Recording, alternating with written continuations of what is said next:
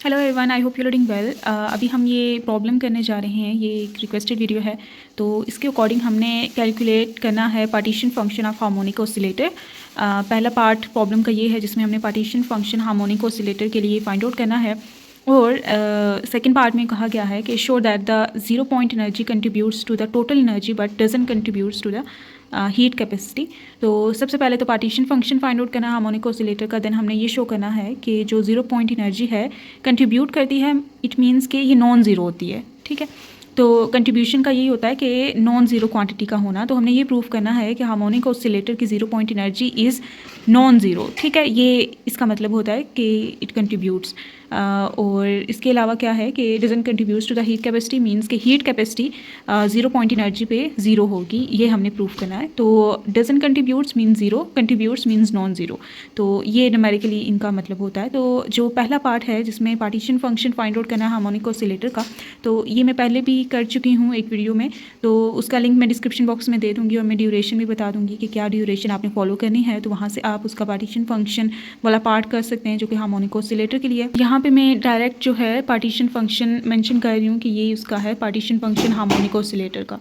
Okay, तो z equals e to the power minus h के to omega by 2 kT divided by 1 minus e to the power minus h के to omega by kT। तो ये partition function हमारे पास आता है harmonic oscillator के लिए। नेक्स्ट ऑन ये जो पार्ट है हम इसको सॉल्व करने जा रहे हैं, क्योंकि इस पार्ट का सोल्यूशन डिस्क्रिप्शन बॉक्स में मैं दे दूँगी या फिर लिंक भी कर दूँगी, आप वो वीडियो देख सकते हैं। कमेंट में भी मैं पिन कर दूँगी। सो हमें पता है कि जो टोटल एनर्जी है हार्मोनिक ऑसिलेटर की, oscillator is given by जो टोटल एनर्जी का एक्सप्रेशन हमारे पास आता है वो ये आता है ई सब्सक्रिप्ट में n इक्वल्स एच का ओमेगा n+1/2। ठीक है, ये टोटल एनर्जी का एक्सप्रेशन आता है हार्मोनिक ऑसिलेटर के लिए। तो ज़ीरो पॉइंट एनर्जी क्या एनर्जी होती है? ज़ीरो पॉइंट एनर्जी होती है लोएस्ट पॉसिबल एनर्जी जो किसी भी सिस्टम के पास है। यहाँ पे सिस्टम की बात की जा रही है, वो है हार्मोनिक ऑसिलेटर। तो हार्मोनिक ऑसिलेटर की लोएस्ट तरीन जो पॉसिबल एनर्जी है उसको हम ज़ीरो पॉइंट एनर्जी कहते हैं। और यहाँ से हम वो देख सकते हैं कि that is where n is equals to 0, 1, 2, 3 up to so on होता है। And zero point energy for harmonic oscillator is obtained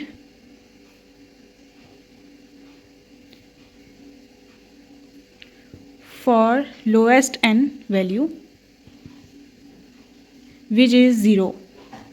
ठीक है, तो n is equals to 0 put करने पे जो आपको एनर्जी मिलेगी वो ज़ीरो पॉइंट एनर्जी होगी हार्मोनिक ऑसिलेटर की। तो इस एक्सप्रेशन 1 में हम पुट करते हैं, पुटिंग इन 1। तो ई सब्सक्रिप्ट में n की जगह 0 पुट करेंगे क्योंकि 0 हम पुट करने जा रहे हैं, which is zero point energy equals h का omega 0 + 1/2 which is actually h का ओमेगा इंटू 1/2, या फिर हम लिख सकते हैं ई नॉट इक्वल्स एच का omega by 2। So this is the zero point energy that we got for a harmonic oscillator, and we can see here that it is non-zero and hence it contributes to the total energy of the harmonic oscillator. Zero point energy contributes to the total energy of the harmonic oscillator as it is non-zero। ठीक है, classically ये zero होती है और quantum mechanically ये non zero होती है। तो यहाँ पे आपने मेंशन कर देना है, since zero point energy so obtained is non zero, hence it contributes to the total energy of the harmonic oscillator। अभी ये प्रूव करने के लिए कि ज़ीरो पॉइंट एनर्जी पे हमारा सिस्टम उसके पास जो हीट कैपेसिटी की तरफ कंट्रीब्यूशन होगी वो ज़ीरो होगी, ये प्रूव करने के लिए हम सिस्टम को ज़ीरो पॉइंट एनर्जी पे अज्यूम करेंगे। और zero point energy is the lowest energy state and that corresponds to a lowest temperature state. ठीक है, सो ज़ीरो पॉइंट एनर्जी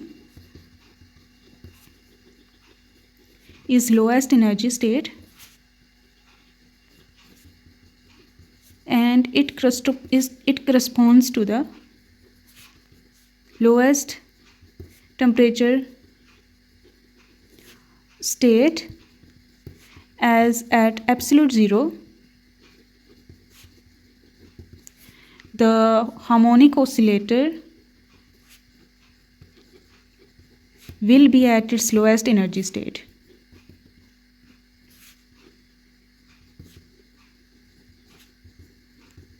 ठीक है।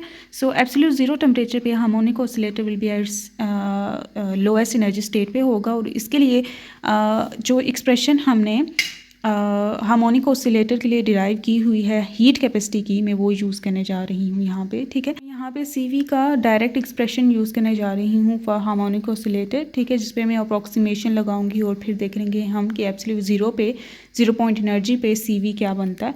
तो ये इसकी डेरिवेशन में जो इंटरेस्टेड हैं कि CV कैसे आता है, आई थिंक मैंने पार्टीशन फंक्शन जहाँ पे फाइंड आउट किया जिस वीडियो में, उसी में मैंने CV भी फाइंड आउट किया है उसके लिए, और इंट्रोपी वगैरह भी चीज़ें फाइंड आउट की हैं।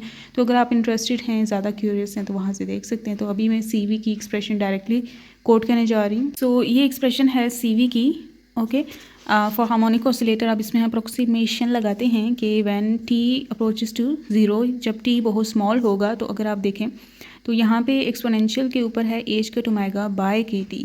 ठीक है, तो कि T अगर स्मॉलर होगा तो अगर उसका इन्वर्स लिया जाएगा तो वो ग्रेटर क्वांटिटी बनती है। ठीक है, T यहाँ पे डिनोमिनेटर में है, तो T जितना स्मॉल बनता जाएगा उतना ही ग्रेटर ये वाली क्वांटिटी बनती जाएगी। ठीक है, तो under that approximation we can ignore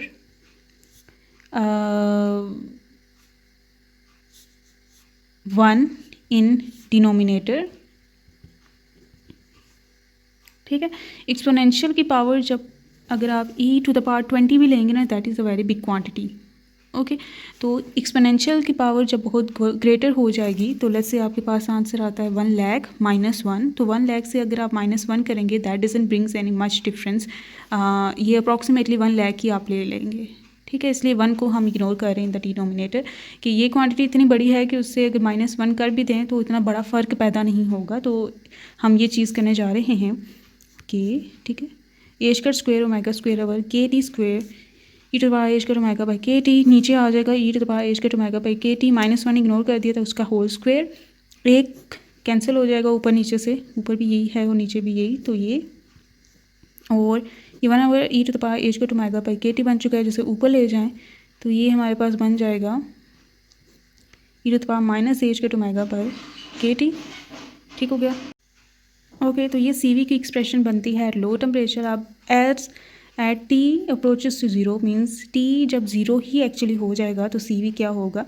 तो अगर आपने लिमिट्स वगैरह पढ़ी हुई हैं तो आपको इससे अंदाज़ा होगा कि एक्सपोनेंशियल अगर आ जाए तो वो इस तरह की, ये वाली चीज़ इतनी जल्दी ड्रास्टिकली चेंज नहीं होती जितनी जल्दी ये चेंज हो जाता है। ठीक है, तो जैसे ही T अप्रोच करेगा ज़ीरो को, यहाँ पे ये जो पावर है, यहाँ पे इसकी डिनोमिनेटर में ज़ीरो पुट करें तो e⁻−1 ओवर ज़ीरो आ जाएगा, e⁻∞ and e⁻∞ is zero. तो जब T बहुत स्मॉल होता जाएगा तो ये वाला फैक्टर बहुत जल्दी ज़ीरो को अप्रोच कर जाएगा, और ये जो T डिनोमिनेटर में है जो कि ज़ीरो बना के इस चीज़ को इन्फिनिटी बना रहा होगा, ये वाला इतना डोमिनेंट फैक्टर नहीं होगा, एक्सपोनेंशियल वाला डोमिनेंट फैक्टर होगा। तो at T approaches to zero, because of dominating exponential factor, CV become zero. Okay, या फिर आप ऐसे लिख सकते हैं कि एच का ओमेगा स्क्वायर KT स्क्वायर, और यहाँ पे लिख सकते हैं कि e⁻∞ बन जाएगा, और CV at limit T approaches to zero पे ज़ीरो हो जाएगा। ठीक है, सो इस तरह से हम ये प्रूव कर देंगे कि एट एब्सोल्यूट ज़ीरो टेम्परेचर जब सिस्टम अपनी lowest energy state which is zero point energy पे होता है तो CV उस पॉइंट पे ज़ीरो होता है। ठीक है, और ये हमने लिमिट्स को यूज़ करते हुए प्रूव कर दिया है। तो यहाँ पे ये लिमिट्स का हमने यहाँ पे लॉ यूज़ किया है, जो यहाँ पे हमने किया है। So that is it, it's proved. So it's done. Like share and subscribe करें, एंड आई होप आपको ये सब कुछ समझ आया है। Good bye.